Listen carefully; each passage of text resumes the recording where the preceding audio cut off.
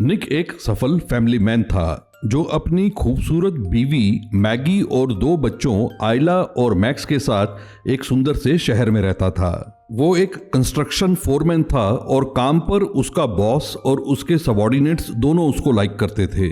यानी कि निक ने बड़ी खूबसूरती से अपने वर्क और लाइफ को बैलेंस कर रखा था। लेकिन एक दिन सुबह जैसे उसकी हंसती खेलती जिंदगी को किसी की नजर लग गई हो, मैगी को हार्ट अटैक आ जाता है। निक तुरंत उसे हॉस्पिटल ले जाता है, जिसकी वजह से मैगी की जान तो बच जाती है, लेकिन डॉक्टर बताते हैं कि उसे जल्द से जल्द हार्ट ट्रांसप्लांट करवाना होगा।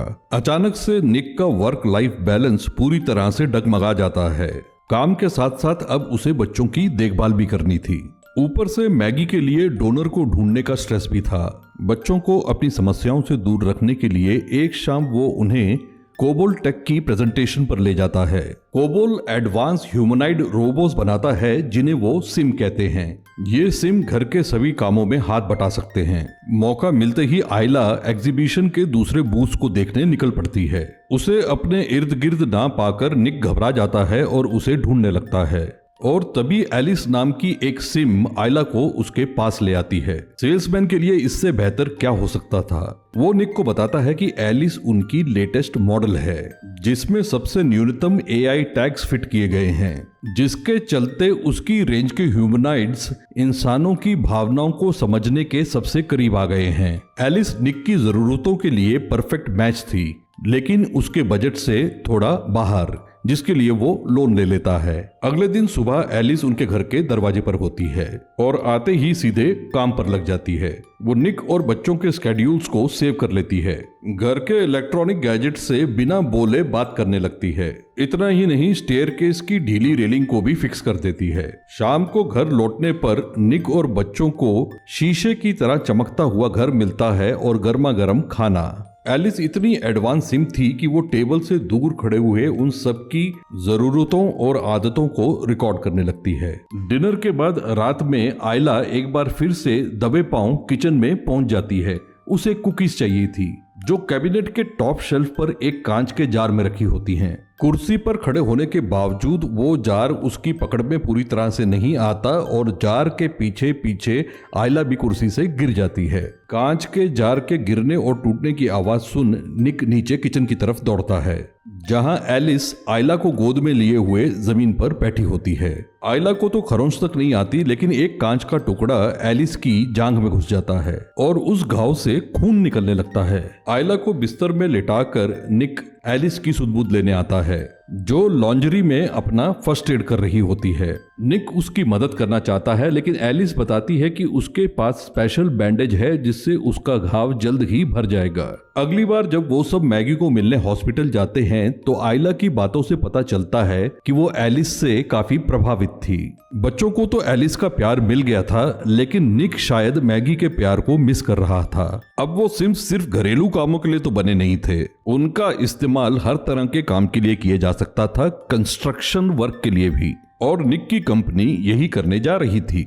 निक अपने सुपरवाइजर से इसके बारे में पूछता है तो वो उसे सीधा सीधा जवाब देता है कि उसकी नौकरी तो शायद खतरे में नहीं थी, लेकिन उसके नीचे काम करने वाले वर्कर्स का जाना लगभग तय था। अपने वर्कर्स के प्रति वफादारी दिखाते हुए निक कहता है कि अगर वो वहां से जाएंगे तो वो भी पीछे रुकेगा नहीं।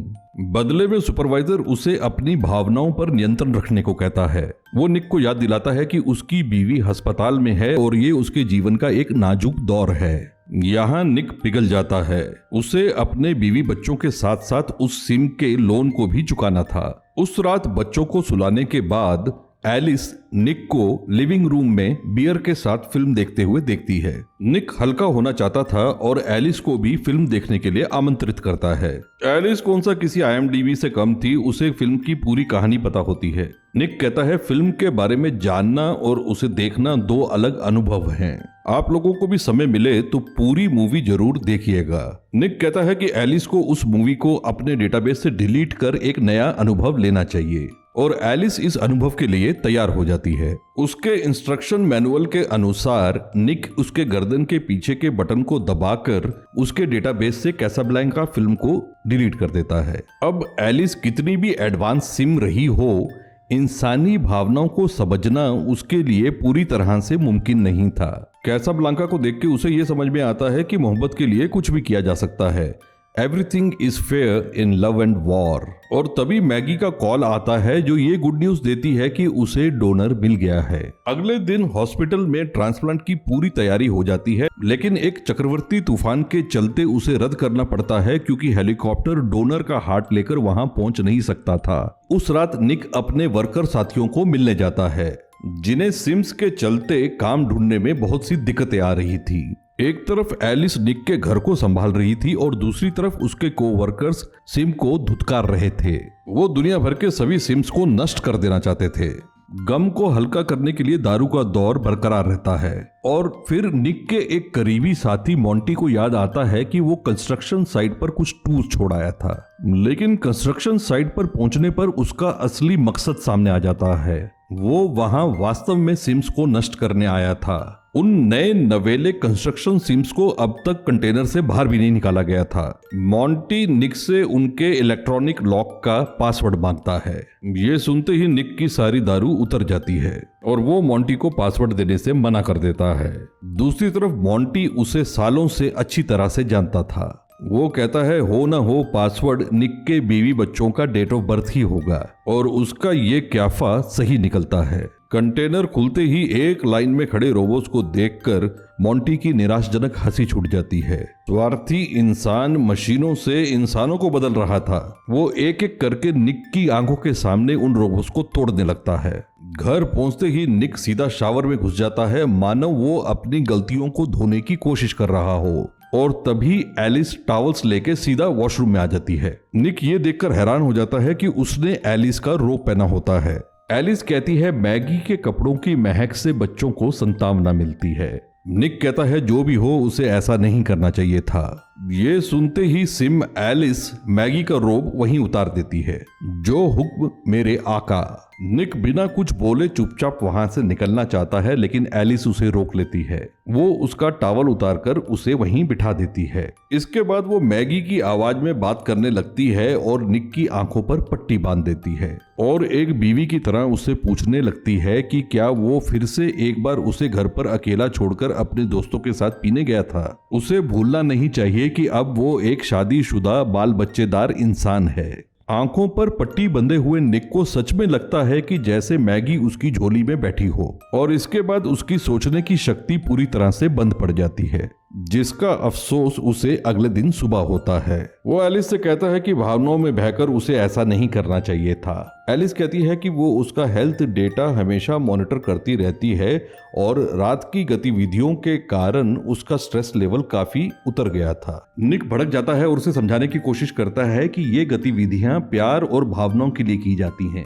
निक की बीती रात की दूसरी गतिविधियों के चलते उसके बॉस की भावनाओं को भी ठेस पहुंची थी और उसने नुकसान की तफ्तीश के लिए पुलिस को बुला लिया था। निक कहता है कि पासवर्ड उसकी बेटी आइला का डेट ऑफ बर्थ था, जो अब उसे लगता है कि एक वीक पासवर्ड था जो उसका कोई भी करीबी तोड़ सकता था। उसके बॉस का डेट ऑफ बर्थ निक से भी ज्यादा पुराना था। निक को बचाता है मैगी का कॉल, जिसे एक और डोनर मिल गया था। मैगी के ट्रांसप्लांट में अनुभवी डॉक्टरों के साथ सिम भी हाथ बटाते हैं और उसका ट्रांसप्लांट सफल हो जाता है। कुछ ही दिनों में मैगी को अस्पताल से डिस्चार्ज भी मिल जाता है, लेकिन ऑपरेशन के चलते उसकी बॉडी अब भी दुर्बल थी, इतनी दुर्बल कि वो मैक्स को भी नहीं उठा सकती थी। एलिस मैक्स की देखभाल करने की जिम्मेदारी अपने ऊपर ले लेती है। एलिस की एडवांस आर्टिफिशियल इंटेलिजेंस एक स्पॉन्ज की तरह डेटा सोखती रहती है। इंसानों के बीच रहकर वो भावनाओं जैसे शब्द और उनके अर्थ को अपने तरीके से समझने लगती है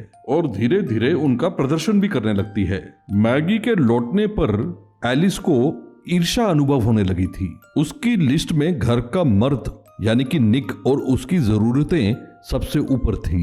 एक दिन सुबह आइला की चीख मैगी को नींद से जगा देती है। आइला किसी को रुकने के लिए कह रही थी। मैगी की हड़बड़ाहट में सीढ़ियों की रेलिंग टूट जाती है और वो सीढ़ियों पर लुढ़क जाती है। खुशकिस्मती से उसे कोई गंभीर चोट नहीं आती। जमीन पर लेटी हुई आइला एलिस के गुदगुदाने की वजह से चिल्ला रही थी। मैगी की गैर मौजूदगी में एलिस ने आइला के दिल में अपने लिए काफी अच्छी जगह बना ली थी। उस शाम घर लौटने पर निक देखता है कि एलिस मैगी की आवाज में आइला को कहानी सुना रही है। एलिस निक को मैगी के एक्सीडेंट के बारे में बताती है तो उसका माथा ठनकता है। एलिस ने घर आने पर उस रीडिंग को पहले दिन ही ठीक किया था। निक की प्राथमिकता मैगी थी, इसलिए उसका ध्यान मैगी की तरफ चला जाता है। वो उसकी घर वापसी पर कुछ स्पेशल करना चाहता था। बच्चों को सुलाकर वो मैगी के लिए घर पर ही एक रोमांटिक डिनर अरेंज करता है। घर के अंदर अकेली खड़ी एलिस उनको देखकर और ईर्ष्या का अनुभव करती है। डिनर के बाद वो दोनों साथ में शावर लेते हैं और उसके बाद बेडरूम में चले जाते हैं, मानो ये उनकी दूसरी सुहाग रात हो। अब एलिस से रहा नहीं जाता और वो सीधे उनके बेडरूम में घुस जाती है और कहती है कि आयला ने एक बुरा सपना देखा है और वो निक से मिलना चाहती है। बच्ची को सुलाकर निक एकदम से दोबारा बेडरूम में नहीं जा पाता। वो गार्डन में प्लेटें उठाने चला जाता है और तभी मोंटी वहां आ जाता है, एक बार फिर से दारू के साथ अपना गम हल्का करने। वो पहले से ही नशे में धुत होता है और निक को बताता है कि कंपनी उसके खिलाफ केस दर्ज करने जा रही है और उसे शक है कि इन सब में निक का हाथ है। वो कोई भी सफाई सुनने को तैयार नहीं था और उन दोनों में हाथापाई हो जाती है। नशे में धुत मोंटी निक पर हावी हो जाता है और उस पर वार करने के लिए बोतल उठा लेता है। ऐन मौके पर एलिस वहां पहुंचकर उसका हाथ पकड़ लेती है और उस बोतल को उसके हाथ में ही तोड़ देती है। एलिस के एक वार से मोंटी हवा में उड़ता हुआ दूर जा गिरता है और वहां से निकलते हुए कहता है कि अगर वो डूबेगा तो निक को साथ लेकर डूबेगा। उसके जाने के बाद निक एलिस से कहता है कि उसके हिसाब से सिम्स को इंसानों पर वार करने के लिए डिजाइन नहीं किया गया था। एलिस कहती है कि वो निक के लिए कुछ भी कर सकती थी और मैगी के जाने के बाद उसे ही तो उसका ख्याल रखना था। ये सुनते ही निक का दिमाग घूम जाता है। वो उसे याद दिलाता है कि वो एक सिम थी और उसकी बीवी की जगह कभी नहीं ले सकती थी। Everything is fair in love and war से प्रभावित एलिस अब मोंटी के घर पहुंच जाती है, जिसकी जिंदगी सिम्स ने बर्बाद कर दी थी और वो अब और जीना ही नहीं चाहता था। एलिस को देख वो अपने दिल की पूरी भड़ास निकाल देता है और सिम्स को गालियां देने लगता है। जब इससे भी उसका मन हल्का नहीं होता तो वो एलिस को गोली मारने की कोशिश करता है, लेकिन एलिस कोई नाजुक लड़की नहीं थी, वो एक एडवांस मजबूत रोबो थी। वो मोंटी को उठा उठाकर पटकती है और फिर उसी की बंदूक से उसे गोली मार देती है। अगले दिन निक को जब मोंटी की मौत की खबर मिलती है तो उसे एलिस पर शक होने लगता है। घर पर मैगी रिलैक्सिंग बाथ ले रही होती है जब उसे अचानक से चक्कर आ जाता है। एलिस जमीन पर पड़ी हुई उसकी किताब उठाकर उसे पकड़ाती है और फिर वहीं खड़ी हो जाती है। मैगी को उसकी ये हरकत बहुत अजीब लगती है और वो उससे कहती है कि वो एकांत चाहेगी। एलिस कहती है कि एकांत उसके लिए ठीक नहीं है, कहीं उसको दोबारा कोई हार्ट अटैक ना आ जाए और वो बाथटब में डूब जाए। इतना ही नहीं, वो कहती है कि मैगी की बीमारी का असर निक की सेहत पर भी पड़ रहा था और बीमारी के चलते वो उसकी सभी जरूरतों को पूरा भी नहीं कर पा रही थी। अब मैगी जानना चाहती है कि वो किन जरूरतों की बात कर रही थी। एलिस बताती है वो निक के सभी हेल्थ वाइटल्स पर नजर रखती है और सेक्स ना मिलने की वजह से उसका स्ट्रेस रिलीज नहीं होता। अब मैगी इससे ज्यादा बर्दाश्त नहीं कर सकती थी और वो एलिस को गराज में जाने को कहती है। अगला नंबर निक का था, जिसका इंतजार मैगी बेसब्री से करती है। निक उसे झूठ नहीं बोलता और कबूल करता है कि एक रात उसने एलिस के साथ संबंध बनाया था। ये सुनकर मैगी को अपने कानों पर विश्वास ही नहीं होता। एलिस की पूरी वफादारी अपने मालिक निक की तरफ थी। वो उसे परेशान नहीं देख सकती थी और तभी उसे मैक्स की रोने की आवाज आती है। उसके मुताबिक मैगी के बाद वो ही अपने पिता को सबसे ज्यादा स्ट्रेस देता था। वो निक की सभी परेशानियां दूर करना चाहती थी, जिसके लिए वो मैक्स को बाथटब में लेटा कर टैप खोल देती है। नन्ही आयला ये देख लेती है और मदद के लिए चिल्लाने लगती है।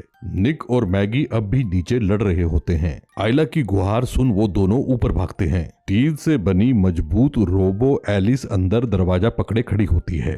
दरवाजा तोड़ने के लिए निक पास ही पड़ा लैंप उठा लेता है। समझदार मैगी खिड़की के रास्ते बाथरूम में दाखिल हो जाती है। एलिस ये देखकर जरा भी खुश नहीं होती और मैगी को धकेलकर बाथरूम के एक कोने में फेंक देती है। आखिरकार निक भी बाथरूम में दाखिल होने में कामयाब हो जाता है और मैक्स को डूबने से बचा लेता है। मैक्स तो बच जाता है, लेकिन एलिस मैगी को छोड़ने के लिए तैयार नहीं होती, जिसे छुड़ाने के लिए निक एलिस पर लैंप दे मारता है। दूसरे वार तक वो घूम जाती है और लैंप को पकड़ लेती है। मौका मिलते ही मैगी लैंप का प्लग सॉकेट में डाल देती है, जिससे स्टील से बनी एलिस के सभी सर्किट शॉर्ट सर्किट हो जाते हैं और पूरे घर का फ्यूज उड़ जाता है। थोड़ी देर में मैक्स को लेने एम्बुलेंस आ जाती है और मैगी निक को पीछे छोड़ बच्चों के साथ हॉस्पिटल चली जाती है। दूसरी तरफ कोबेल्ट टेक का एजेंट भी एलिस को अपने साथ ले जाता है। वर्कशॉप में उस पर रिपेयर का काम शुरू हो जाता है और उसकी मेमोरी को निकालकर कंप्यूटर से कनेक्ट कर दिया जाता है। उसके ओरिजिनल कोड में जगह जगह पर गैप आ गए थे।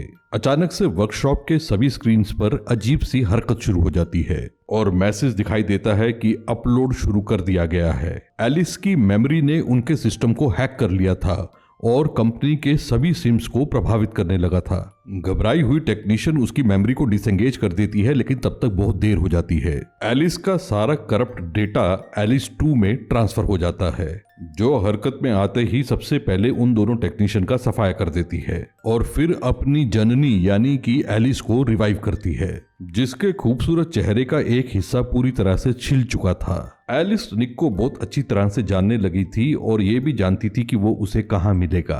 अच्छा सिला दिया निक तूने मुझे मेरे प्यार का, लेकिन मैं अब भी तेरी वफादार हूँ और मैंने ही मोंटी को मारा था। निक उठने की कोशिश करता है तो एलिस उसे जकड़ लेती है। निक उसकी ताकत को जानता था, लेकिन वो भी एक चालाक इंसान था। वो रोबो एलिस के सामने पिघल जाता है और मौका मिलते ही उसकी मेमोरी निकाल लेता है, जिसकी वजह से एलिस का सिस्टम शट डाउन हो जाता है। लेकिन एलिस 2 तो पूरी तरह से फंक्शनल थी। वो हॉस्पिटल पहुंच जाती है मैगी और उसके बच्चों की सुध-बुध लेने। एडवांस एआई वहां पहुंचकर सबसे पहले रोबोटिक वर्कर्स को अपने काबू में ले लेती है। ऑब्वियसली उसका अगला निशाना मैगी थी, जिसका पता लगाने के लिए वो एक नर्स की एक्सेस की छीन लेती है। समझदार मैगी भी एक जगह नहीं रुकती, लेकिन ऐसा करते हुए एक कांच का टुकड़ा उसकी हथेली में लग जाता है, जिसकी परवाह किए बिना वो मैक्स के वार्ड में पहुंच जाती है। इमरजेंसी अलर्ट के चलते हॉस्पिटल के सभी सिम्स को फ्रीज कर दिया गया था। मैगी ऐसे ही एक जमे हुए सिम से एम्बुलेंस की चाबी खींच लेती है। दूसरी तरफ एलिस 2 को मैगी के खून के धब्बे मिल जाते हैं, जिसे स्कैन कर वो पता लगा लेती है कि ये मैगी का ही खून था और वो धब्बों का पीछा करते हुए बाहर निकल आती है। एलिस 2 मैगी से बहुत तेज थी। वो उसकी एम्बुलेंस का दरवाजा उखाड़ देती है और उसे बाहर निकालकर जमीन पर फेंक देती है। वो मैगी से पूछती है कि वो मर क्यों नहीं जाती, ताकि निक सिर्फ और सिर्फ उसका हो सके। तभी निक गाड़ी लेकर वहां पहुंच जाता है और मौका मिलते ही मैगी पूरा जोर लगाकर एलिस को धक्का दे देती है। लड़खड़ाती हुई एलिस 2 निक की कार के आगे आ जाती है। निक भी ब्रेक नहीं लगाता और उसकी गाड़ी पास खड़ी हुई गाड़ी से जा टकराती है और उसमें आग लग जाती है। उसके झुलसने से पहले मैगी उसे बाहर निकाल लेती है और उसके पीछे पीछे एलिस 2 भी बाहर निकल आती है। उसका काम अभी खत्म नहीं हुआ था। वो मैगी को खत्म करने के बाद ही चैन लेने वाली थी। क्रैश के चलते उसके शरीर में मेटल के टुकड़े घुस गए थे, जिसमें से एक टुकड़ा निकालकर वो मैगी में घोंपना चाहती है और तभी निक पीछे से उस पर कार बम्पर से वार कर देता है। मौका मिलते ही मैगी मेटल का टुकड़ा एलिस 2 के मुंह पे दे मारती है और अब कहीं जाकर वो रोबो ढेर हो जाता है, जिसके बाद रिपेयर की बारी थी निक के पूरे परिवार की। कोबेल्ट टेक की मुसीबतें अब भी खत्म नहीं हुई थी। उनका सिस्टम पूरी तरह से करप्ट हो चुका था और एलिस 3 का अपलोड शुरू। कहानी पसंद आई हो तो लाइक, कमेंट, शेयर करें और चैनल को सब्सक्राइब